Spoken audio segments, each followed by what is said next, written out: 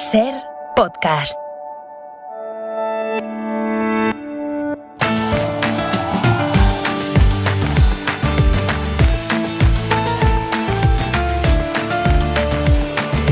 En la cadena SER, La Ventana, con Roberto Sánchez. Saludos, señoras, señores, ¿qué tal? ¿Cómo están? Muy buenas tardes. Abrimos aquí La Ventana. Es jueves, así que hoy toma café con nosotros nuestra compañera y amiga, periodista, Montserrat Domínguez. Monse, ¿qué tal? Buenas tardes. A pesar de todo, amigos. A pesar de eso. ¿Qué tal, Roberto? Hola, buenas tardes a todos. Muy bien, muy bien. Sé que además muy bien acompañada y enseguida voy a saludar a nuestro amigo Isaías Lafuente. ¿Qué tal? Muy buenas tardes. Hola, buenas tardes. Hola, Isaías. Quiero saber qué piensa nuestra amiga madridista sobre la Superliga. Amiga, mira, por ahí podríamos empezar bien. Sí. Me parece una golfería, francamente. Vale. Yo no sé mucho, tampoco, pero me suena raro y feo. Para que te voy a engañar. Bueno, pues a estas alturas tampoco hace falta que profundicemos más, y sobre todo porque hoy tenemos la suerte, cuando me refiero al amigo que nos acompaña, que está ahí en el estudio de Radio Madrid junto a Montserrat Domínguez. Hablo de amigo porque ¿qué ocurre con ellos? Pues que recurres cuando tienes alguna duda. Imagínate un asesor fiscal en esta época en la que ha empezado ya la campaña, ¿no? de la renta. Pues no le arriendo la ganancia. Como desde hace un año, cuando eres inmunólogo, imagino que es lo que le puede pasar, por ejemplo, Alfredo Corell. ¿Qué tal? Muy buenas tardes. Hola, Roberto, muy buenas tardes. Bienvenido, muchas gracias. Es catedrático de Inmunología de la Universidad de Valladolid. ¿Qué ocurre con los amigos? Pues que cuando vamos nosotros a Valladolid hacemos por vernos, y cuando él viene a Madrid, y sobre todo en esta época y en un día como hoy, por ejemplo, Monse, antes de entrar al estudio ya te ha hecho muchas preguntas, Alfredo. No, se las he hecho yo a él. pero me imagino como todo el mundo que le conoce, ¿no? Pues como tú decías, Roberto, o sea, es eso de tener un médico en la familia es garantía de que te van a tener crucificado a preguntas, me molesta aquí, esto debería y tal. Los periodistas nos pasa a veces que la gente nos pregunta, oye, ¿tú qué sabes de esto? Como si tuviéramos más idea que el común de los mortales de quién va a ganar unas elecciones o un debate electoral. Y Alfredo, claro, todas las preguntas sobre qué hacemos con la mascarilla y todo lo demás, ¿no? Bueno, me ha reconocido la chica abajo en la recepción. Sí. Dice, ay, ¿no trae usted cachivaches? Digo, no, aquí hoy en la radio no. Es que te has hecho una imagen ya, Alfredo, claro. Claro, esto es lo que tiene. La verdad es que la idea de las maquetas es transmitir las cosas a la población con la mayor simplicidad posible, porque son cosas muy complejas a veces de entender. Claro. Y la ventaja es que desde hace un año no tienes que explicar exactamente qué es un inmunólogo, ¿no? Porque hay tantos en España ahora, quiero decir, no por vosotros, sino por tanto advenido que ha salido en ocasiones a desmentiros, a proponer teorías, a negar otras. ¿Eso cómo siente, Alfredo? La inmunología ha sido siempre una hermana pobre en las ciencias de la salud, ¿sabes? Y somos muy poquitos, tanto los que tenemos la especialidad para trabajar en hospitales como los que somos profesores en la universidad, muy poquitos. Y bueno, pues esto nos ha reventado un poco y nos ha puesto en muy primera línea, porque efectivamente aquí habla de inmunología, vamos, todo el mundo, no quiero poner ningún ejemplo, pero habla de inmunología todo el mundo, y es una ciencia compleja, pero bueno, yo estoy muy enamorado de ella, yo no trabajaría en eso. Alfredo, es curioso que tengáis esta consideración, ¿no? Porque gracias a la inmunología, pues ahora vivimos el doble de lo que la esperanza de vida marcaba hace un siglo. Efectivamente, las vacunas junto con la higiene han sido las dos revoluciones médicas de los siglos previos, y millones de niños no mueren cada año justamente por el uso de las vacunas. O sea que el conocimiento del sistema inmunitario a la postre es una herramienta de salud, vamos, incuestionable. Bueno, oye, pues para algunos, por ejemplo, en la entrada de la cadena SER eres el de los cachivaches esos, que te han preguntado si venías con aparatejos. Para Francino me acaba de escribir, es el de los abrazos, ya lo sé, porque él siempre recuerda que Alfredo Corell al principio de los principios nos dijo, a ver, se puede abrazar pero con mascarilla y en según qué circunstancias. Hay que ver cómo ha cambiado todo y cómo ha cambiado la percepción de todo, Alfredo. Y hoy estamos en uno de esos días porque el Centro Europeo de Control de Enfermedades publicaba ayer una guía sobre las medidas de protección con inmunizados, planteando cómo actuar en el día a día, en situaciones cotidianas. Así que estás dispuesto a que nosotros ahora te ametrallemos a preguntas, porque tenemos muchísimas. Por ejemplo, ha dado vía libre a dejar de usar la mascarilla en ciertos casos. ¿Esto puede ser prematuro? ¿Es precipitarse?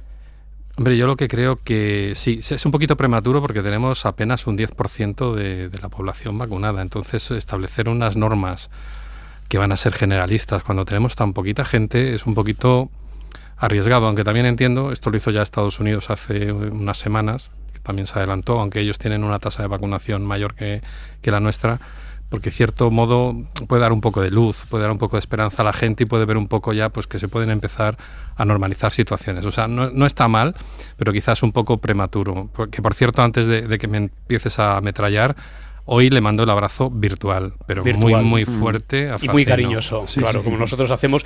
No te voy a ametrallar yo solo, sino, compañeros, ¿os parece que nos organicemos? Sí, venga, Montse, Isaías, yo. Sí, claro, así, uno a uno. Para mí sigue siendo un misterio por qué una persona vacunada no está libre de seguir contagiando. Y yo creo que eso es importante, es decir, que una persona vacunada necesita seguir teniendo medidas de protección porque puede contagiar a los demás pese a estar libre de la enfermedad. Eso es. La persona vacunada, la inmensa mayoría de las vacunas te protegen un 100% de padecer tú misma la enfermedad grave, una situación que te llevará al hospital, digamos. Pero no te protegen al 100% de tener una enfermedad asintomática o muy leve. Pero imagínate, de hecho hemos tenido el ejemplo muy reciente en varias residencias de mayores. Ha llegado hubo una trabajadora que se había negado a vacunarse y bueno, pues se contagiaron en alguna residencia, un grupo nutrido de mayores. ¿Síntomas de ellos? Ninguno. O sea, les detectaron que tenían la COVID-19 por un cribado rutinario. Y esa es una situación real. Es decir, ninguna de estas vacunas, las iniciales, ninguna se diseñó para bloquear la transmisión. Entonces, como la vía de entrada del virus es la respiratoria, tú imagínate que estás en un sitio cerrado donde no se ha ventilado bien y inhalas el virus. Bueno, pues puede crecer un poquito, tú estás vacunada, pero puede crecer un poquito en tu vía respiratoria, luego enseguida el sistema inmunitario bloquea, o sea, tú ni te enteras, pero igual durante un par de días tú eres contagiosa y puedes eso que has inhalado llevarlo a tu casa o llevarlo a tu trabajo. Entonces, no se han diseñado para lo que llamamos esterilizar al individuo. Hay alguna ya diseñada, por ejemplo la de Enjuanes, que sí que se ha empezado diseñando así, para que no solo sea protectora de la enfermedad, sino también esterilizar al individuo y que no la contagie, pero estas primeras, bueno, pues tienen un pequeño riesgo. Alfredo, aclaremos definitivamente, ¿cualquiera de las vacunas aprobadas por la Agencia Europea del Medicamento vale? O dicho de otra manera, ¿la peor vacuna es la que no se pone? Efectivamente, yo la digo en positivo. Yo digo, la mejor vacuna es la vacuna puesta. Todas las vacunas que tenemos ahora mismo ya en nuestro entorno, y si no me equivoco, hoy ha empezado Janssen, no empezará mañana, las 4 son válidas. Las 4 científicamente han pasado todos los controles de seguridad y de eficacia. Y es más, la Agencia Europea del Medicamento no ha hecho ninguna limitación de uso por edades ni géneros. Es decir, todas estas limitaciones que se estén utilizando y además distintas en cada país, depende de la autoridad sanitaria de cada país, lógicamente. O sea que todas aprobadas y para todos los públicos desde los 18 hasta el final de la vida. A ver, cuestión, ya que estamos con las vacunas, AstraZeneca, ¿hay que poner la segunda dosis de esta vacuna a quienes ya han recibido la primera? ¿Se pueden combinar vacunas? ¿Qué sabemos con certeza de eso, Alfredo? Yo sabía que me ibais a preguntar cosas complicadas. Aquí me posiciono muy claro, sí. A las personas, y además tenemos casi 2 millones de personas con una primera dosis que están pasándolo realmente muy mal. Y yo creo que estas personas, si de modo voluntario, asumiendo los posibles riesgos que tenga esta vacuna, que son mínimos como todas las demás, se les debería permitir ponerse la segunda dosis. Es decir, sí, además la Sociedad Española de Inmunología se ha mostrado muy tajante a este respecto. La mejor pauta de vacunación para alguien que se puso una primera dosis AstraZeneca es segunda dosis AstraZeneca. Ahora, ¿se pueden combinar? Pues sí, pero esto es una cosa teórica, hay que probarlo, hay que experimentarlo y hay que demostrar que valen igual o incluso más. Fíjate que esto en el pasado se ha hecho en fases 1 y 2, es decir, cuando estaba trabajándose con pocos individuos, se ha probado con el SIDA, con la vacuna de VIH y se ha probado con la vacuna del ébola.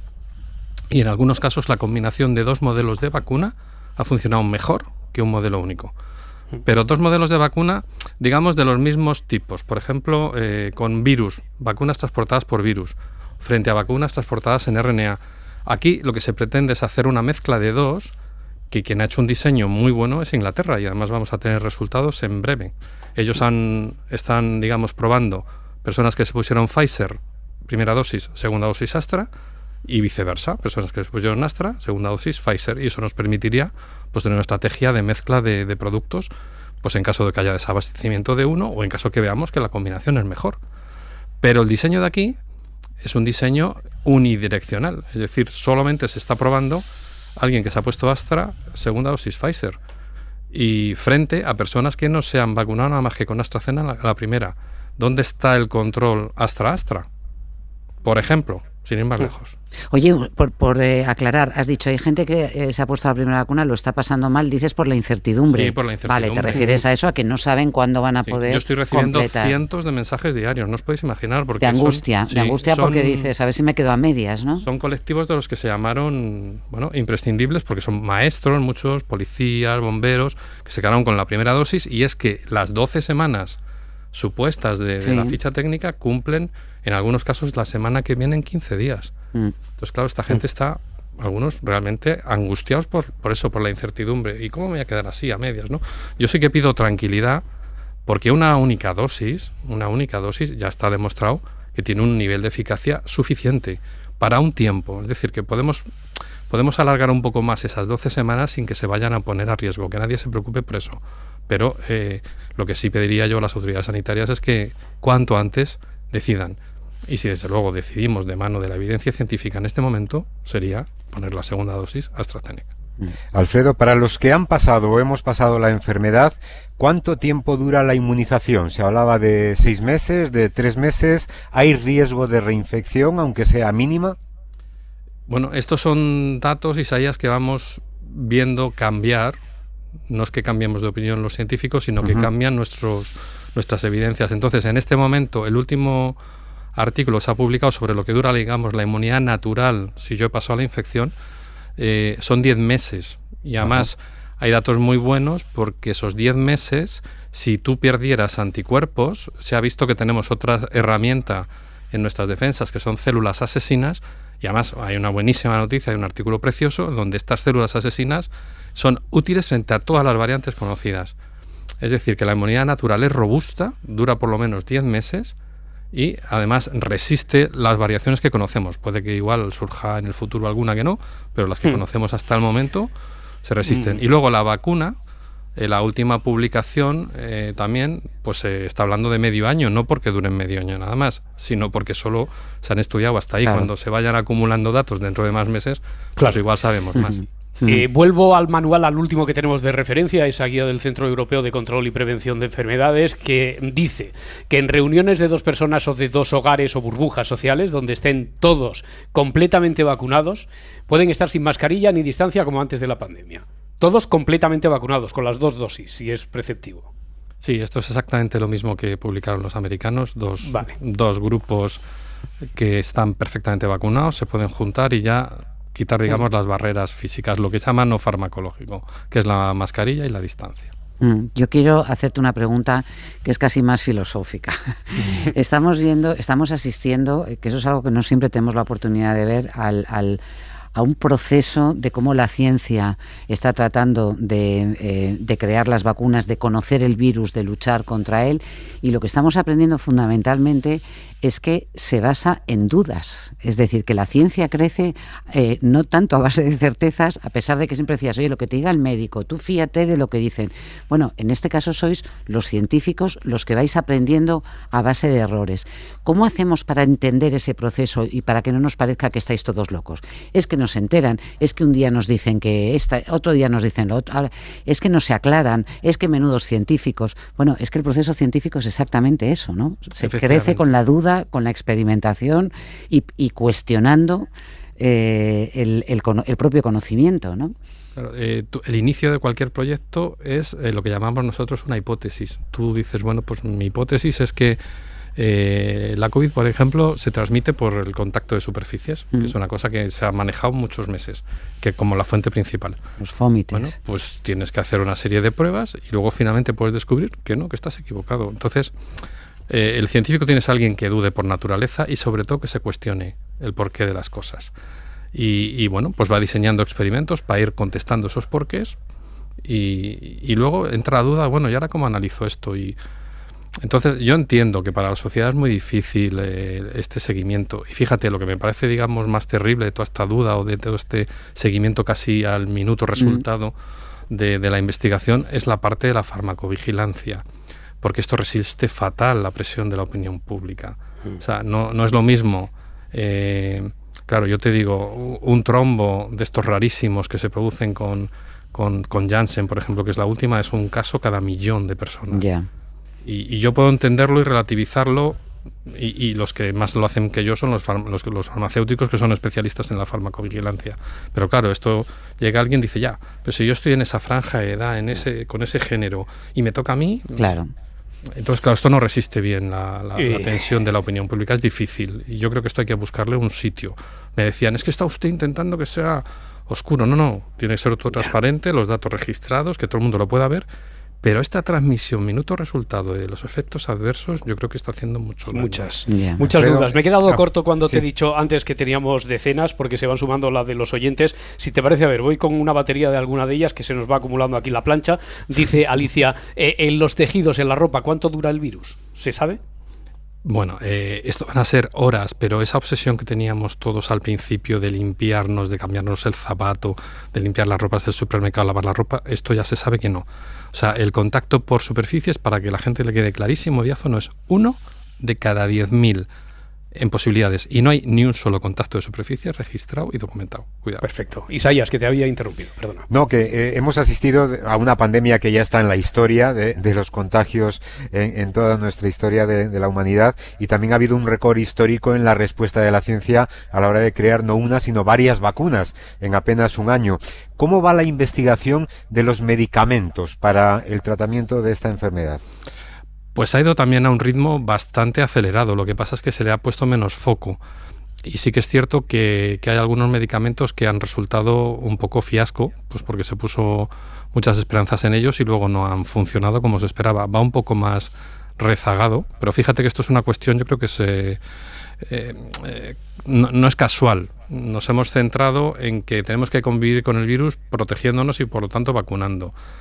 Y aunque se han hecho experimentos, no se han hecho tantos proyectos de fármacos, pero hay muchos, y de hecho hay alguno español que todavía estamos a la espera de algunos resultados ya en ensayo clínico, como es el Aplidin, que es un producto que viene de tratamiento del cáncer. Pero luego ha habido otros, como las inmunoglobulinas, los anticuerpos famosos que producimos, que ha habido una empresa que los ha concentrado, y esto pensábamos que iba a ser un muy buen bloqueante, es decir, imagínate como la antitetánica, ¿no? Te pinchas y si no estás vacunado te ponen la antitetánica para bloquearte la enfermedad, pues esto teníamos esa esperanza, y bueno, pues en los ensayos de humanos pues no ha funcionado lo esperable. Entonces, bueno, pues estas cosas pasan, por eso hay que hacer ensayos con tanta gente. Me preguntan por aquí, de la vacuna de Pfizer parece que todos sean buenas noticias, pero ¿se sabe, también tiene efectos secundarios la de Pfizer?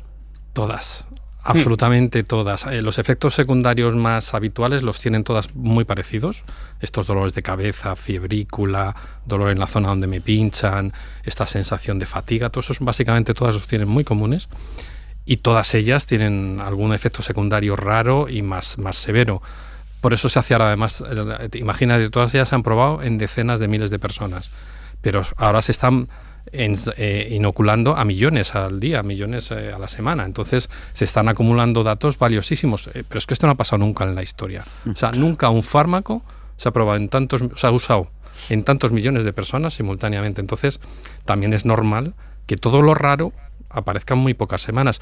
Imagínate estos trombos tan raritos de Janssen y AstraZeneca, si esto se hubiera puesto, estas dosis de vacuna, en vez de en una semana, en 5 años, probablemente habrían pasado desapercibidos. Claro. ¿Y cuánto tiempo crees tú, Alfredo? Digo, por ver un poco el horizonte. Hasta que, primero, las vacunas las tengamos todos al alcance de la mano, los tratamientos nos permitan, incluso en la enfermedad leve y tal, no estar preocupado con ella. ¿Cuánto tiempo puede pasar razonable? Incluso si nos tenemos que vacunar todos los años, como de la gripe, de nuevas cepas, de nuevas variantes. ¿Cuánto tiempo crees que va a pasar antes de llegar a esa situación? Yo lo que sí que creo es que este verano vamos a ver las cosas un poquito más azules, más bonitas, ¿no? Porque lo que necesitamos para que esto pase es que las personas con una cierta edad, y yo diría que por encima de los 65 años, estén todas vacunadas. Y por otro lado, las personas que tengan alguna patología crónica que les pone a riesgo. Entonces, cuando tengamos esos dos grandes grupos vacunados, vamos a ver las cosas con mucha más calma, porque se van a reducir claramente los ingresos, se van a reducir claramente las UBIs y por lo tanto las muertes. Entonces nos permitirá afrontar el resto de la vacunación con otros ojos, ¿no? E incorporando estas medidas que ha publicado ahora la Agencia Europea. Todos estamos deseando salir a la calle sin mascarilla, ¿no? Y andar por la calle sin mascarilla. Yo creo que el verano va a ser un punto de inflexión para ver las cosas mejor. Muy bien, ¿te parece? Hoy hay que ver qué cerca lo queremos ver porque está muy cerca. ¿Te parece, Alfredo, que cierre con una tanda de penaltis? Son 5. Vale. Mira, al estar vacunados mis padres, ¿yo puedo estar sin mascarilla dentro de casa aunque yo no esté vacunado? Sí, en estas normas sí, podrías estar. Si yo, hijo, no estoy vacunado y doy positivo, ¿cuál es el riesgo para mis padres vacunados en ese caso? Pues el mismo que hemos hablado. Si tienen un 100% de protección de enfermedad grave y a lo mejor tienen un 5% de tener alguna sintomatología, ahí no habría ningún problema. Mis padres, vacunados los dos, ¿deben guardar cuarentena si yo que vivo con ellos doy positivo? Eso puede variar según las condiciones epidemiológicas de la zona, pero en principio sí deberían guardar cuarentena, pero si no hay variantes raras y tal, igual les pueden decir, oye, pues mira cómo están vacunados, se les hace una PCR o un antígeno y si no tienen carga viral, pues que se reincorporen a la vida normal. Mira, con esta ya me respondes a la cuarta, porque era si las personas vacunadas deben hacerse pruebas PCR en esos casos. No deben hacerse, por ejemplo, en un cribado poblacional, pero en una situación de un contacto estrecho, pues para aliviar la situación, yo creo que sí, porque si no la tienen positiva, pues ¿para qué tienen que hacer una cuarentena si están vacunadas? Y la última ya cierran Monse e Isaías. ¿Un vacunado debe llevar mascarilla en espacio público si viaja? Eso sí, eso de momento los espacios públicos cerrados, incluidos los transportes, yo creo que va a ser el punto donde tenemos que seguir maximizando precauciones porque no todo el mundo tiene acceso a la vacuna. Y fíjate una cosa que no he dicho en todo este rato y me culpabilizo a mí mismo por no hacerlo, estamos hablando de vacuna en España y el objetivo debe ser vacuna en el planeta. Sí. ¿Vamos a poder viajar este verano con ciertas garantías? Tú acabas de abrirnos la ventana y decirnos, oye, hay un cielo azul ahí que nos está esperando, pero ¿tanto como para viajar tan pronto? Claro, aquí se pueden establecer diferencias y ese es el problema por el que yo estas normas las veo un poco prematuras. Y esas diferencias es, imagínate, tú porque estás con una determinada edad o porque eres de un determinado grupo de población estás vacunada y yo no. Bueno, pues claro, yo voy a estar más a riesgo que tú. Eso es clarísimo. O sea, una persona no vacunada frente a una vacunada va a tener más riesgos. Entonces, claro, ¿qué estoy diciendo? Pues que igual los vacunados pueden desplazarse con más tranquilidad y eso pues no sería deseable. Por eso la campaña debe ser vacunándoos todos cuanto antes mejor. Pero pues sí, pues habrá personas que puedan viajar con cierta tranquilidad y yo si no estoy vacunado pues puedo viajar con muchísimas precauciones. Claro. Pero la responsabilidad no solamente del que está vacunado, sino también de su entorno. Eso claro. Es. Una pregunta, Alfredo, que ha dejado antes votando Monse con un condicional, si nos tenemos que poner la vacuna el próximo año. No sé si te pido información u opinión, pero ¿tú crees que al menos el próximo año nos tendremos que volver a vacunar otra vez todos contra la COVID? Pues yo no lo tengo claro. Yo creo que hay que esperar a que la ciencia nos siga contestando. Ahora mismo te he dicho que la inmunidad natural por haber tenido la infección es robusta, la de las vacunas también parece que lo es, y dura 6 meses la de las vacunas, 8 meses la natural o 10, estupendo, pues vamos a seguir esperando porque igual nos dura 12 o 14. A mí lo que me parece un poco arriesgado es lo que ha pasado de que el CEO de una compañía anuncie ya que vamos a entrar en una campaña de vacunación anual. Es que yo creo que esto hay que esperar a la ciencia que conteste antes de que las farmacéuticas anuncien el futuro. Yo creo que esto no debe ser así. Pues doctor, habrá venido sin aparatejos, pero desde luego se le ha visto todas las intenciones y ha estado muy ilustrativo esta tarde. Yo creo que ha sacado una muy buena nota y se lo agradecemos de corazón. Muchísimas gracias por habernos acompañado y por haber despejado todas las dudas. Alfredo Corell, catedrático de Inmunología de la Universidad de Valladolid. Muchas gracias y buenas tardes. Un abrazo. Suerte.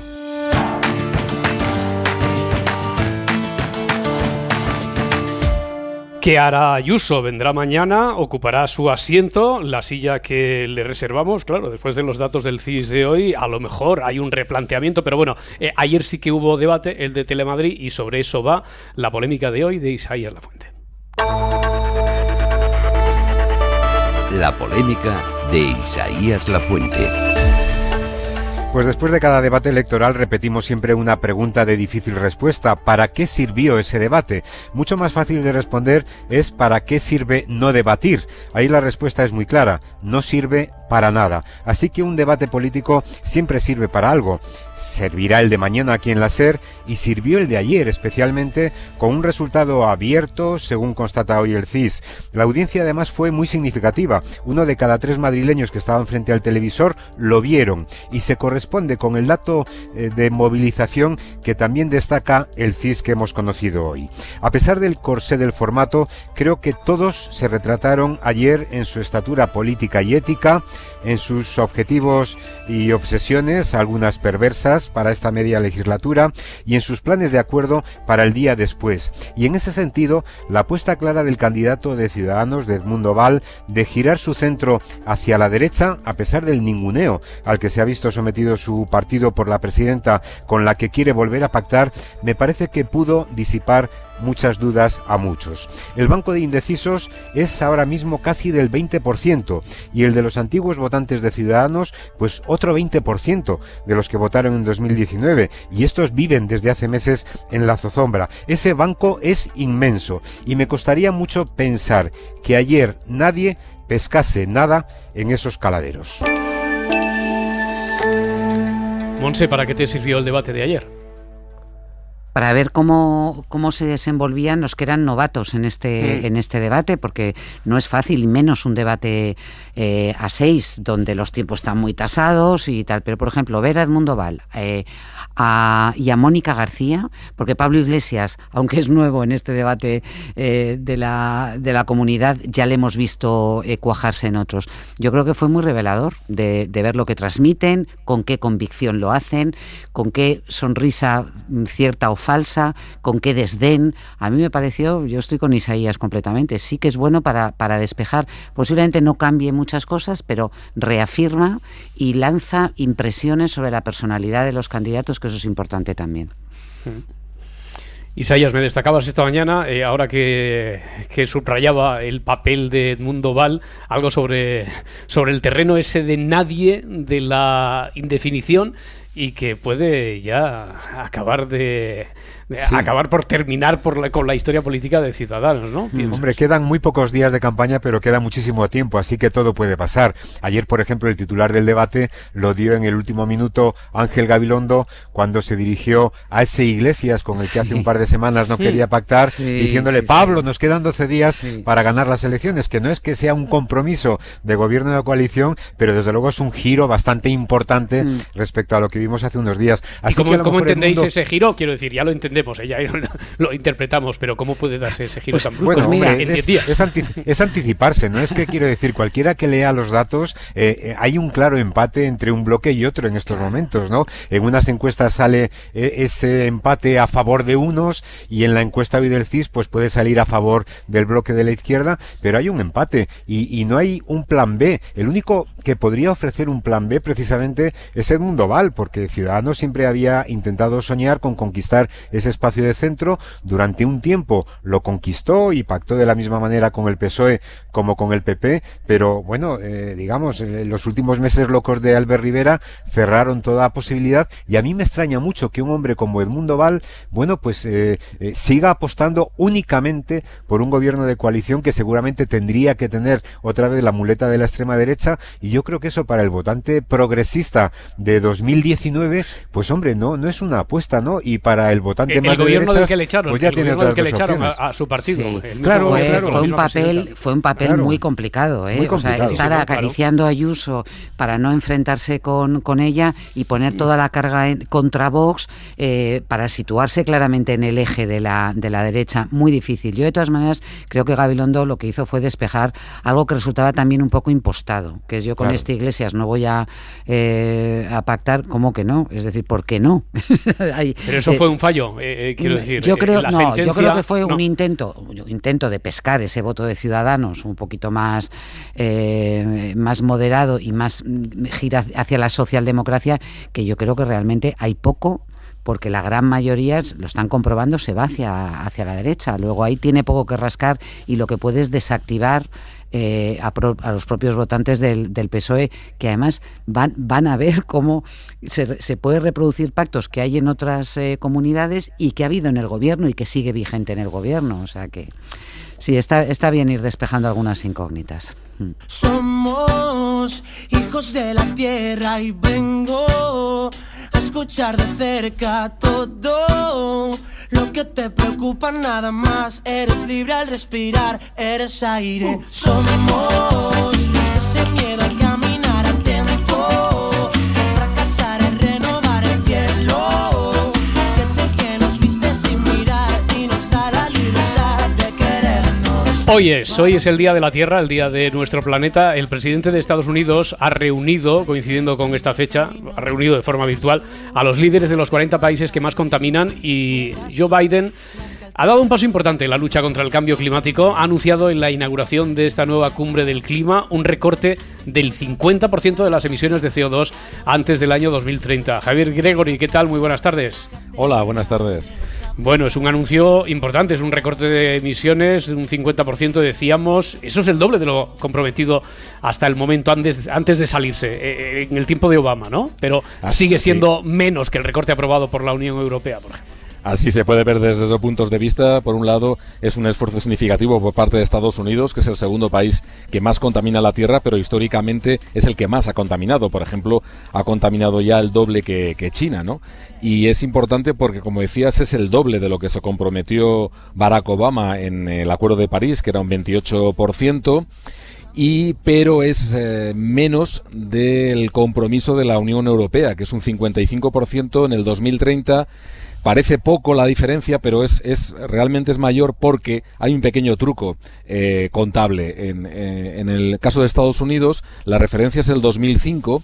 Y en el caso del resto de los países la referencia es los niveles de 1990, que estaban más altos, con lo cual, en la realidad, me explican los científicos que la reducción de Estados Unidos no sería del 50%, sino del 40%, ¿no? La buena noticia es que Japón, en esta cumbre telemática, acaba de también adherirse, van a recortar un 46% sus emisiones, y la gran decepción sigue siendo, como siempre, China, ¿no? China, claro.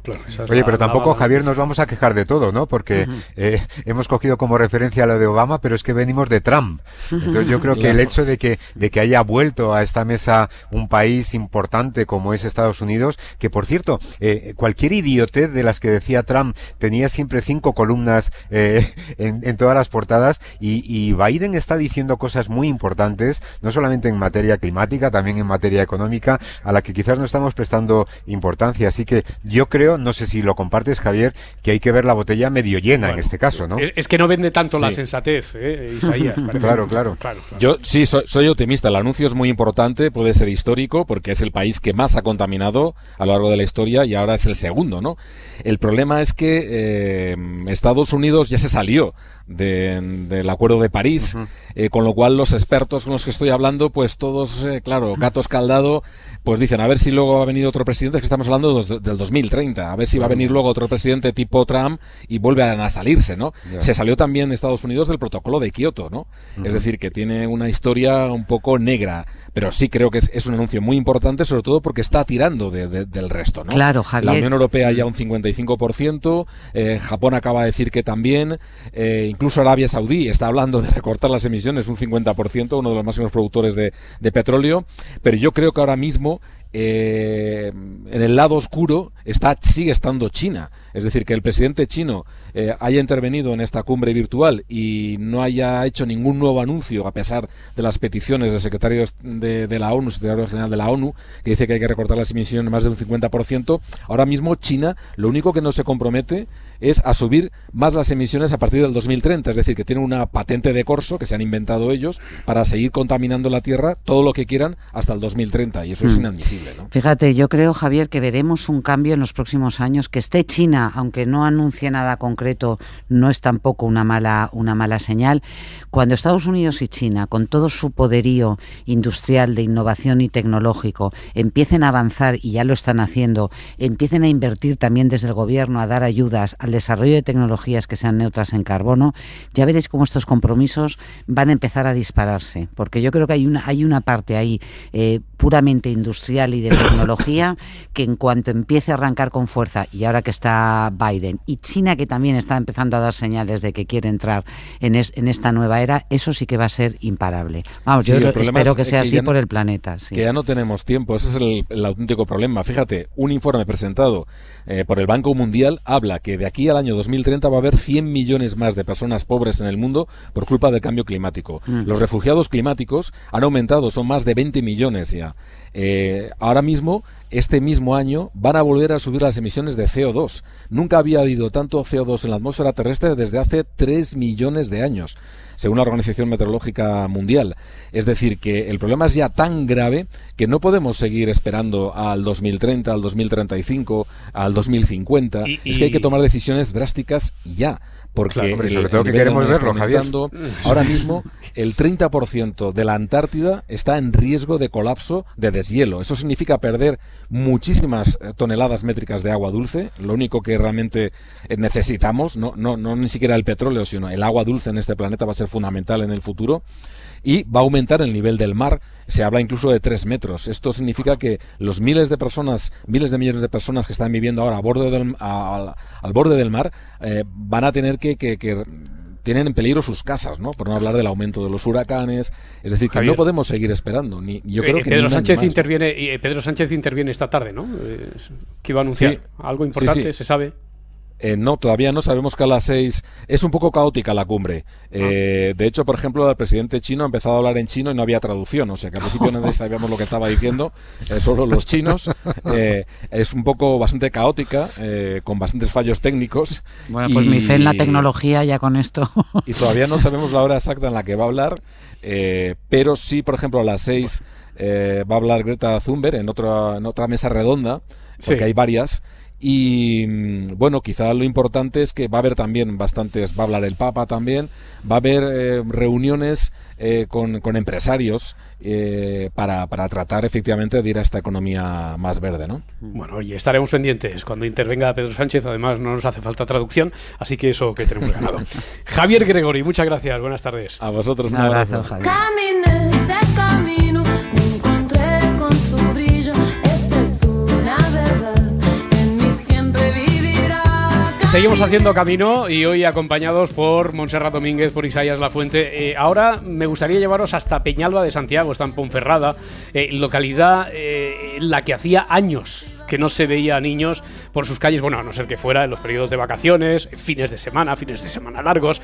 Hasta aquí ha llegado un matrimonio. Radio Bierzo, Fernando Tascón. Fernando, ¿qué tal? Buenas tardes. Hola, Roberto y compañía, ¿qué tal? Hola. ¿Qué tal? Oye, cuéntanos la historia. ¿Cómo ha llegado ese matrimonio hasta Peñalba de Santiago?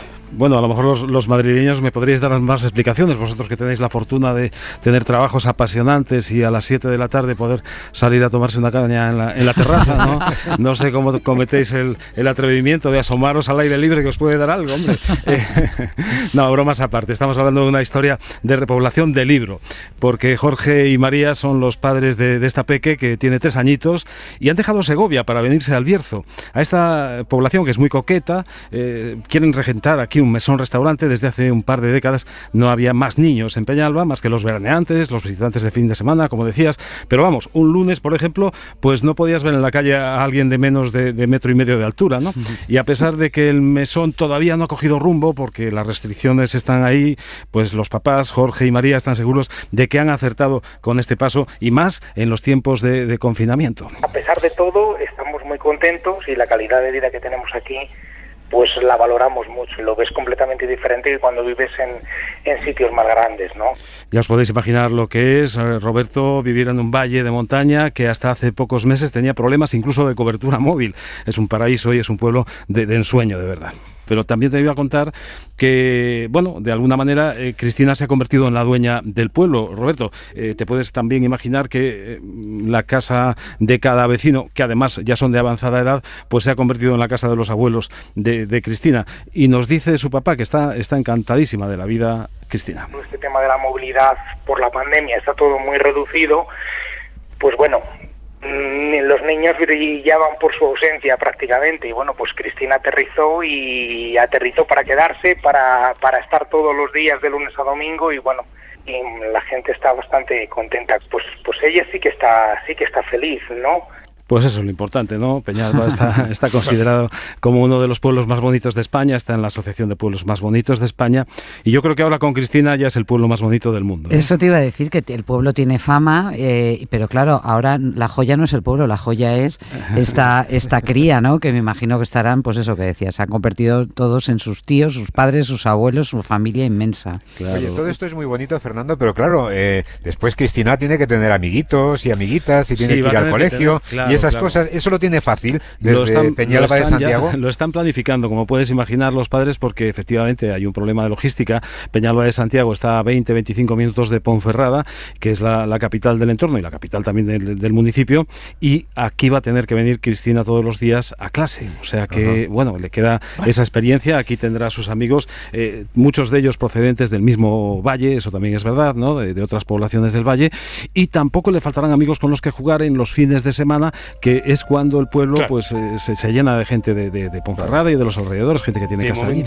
De momento llegó Cristina, llegó la alegría. Fernando Tascón, Radio Bierzo. Muchas gracias. Un abrazo, Fernando. Un abrazo. Sí, hasta luego.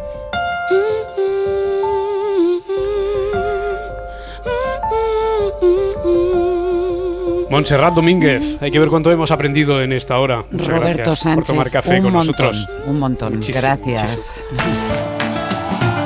Suscríbete a La Ventana. Todos los episodios y contenidos adicionales en la app de Cadena SER y en nuestros canales de Apple Podcast, Spotify, iVoox, Google Podcast y YouTube. Escúchanos en directo en la SER de lunes a viernes a las 4 de la tarde. Cadena SER. La radio.